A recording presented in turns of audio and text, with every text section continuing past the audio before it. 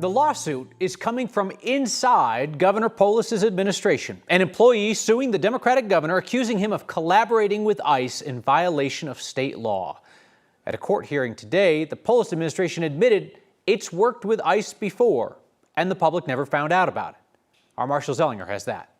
Denver District Judge will decide if the state can respond to this immigration subpoena. The subpoena from the Department of Homeland Security seeks employment records and contact information for 36 adults who are sponsors of unaccompanied immigrant minors. Colorado law prevents sharing information with ICE unless it's for a court-issued subpoena, which this is not. Information can also be shared if it's for a criminal investigation. But on the stand today, a member of the governor's cabinet could not explain what that investigation was. Sitting here today on behalf of the governor's office, is there any specific criminal investigation that the governor's office contends this subpoena was issued in relation to?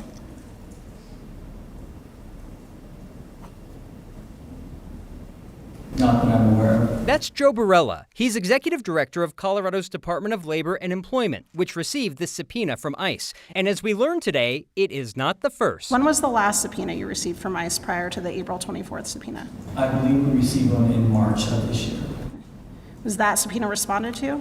I believe it was. As part of his testimony, Barella said the decision to comply was made after a meeting with himself, the governor's staff, a chief strategy officer, and members of the Attorney General's office. So we asked Democratic Attorney General and gubernatorial candidate Phil Weiser why he thought sharing the personal information would not violate state law. A spokesman for Weiser said, quote, "If there was any consensus in the meeting described, the Colorado Department of Law wasn't part of it." That statement from the state's attorney general suggests the governor's office overrode any legal opinion. I'll definitely have to look more into that.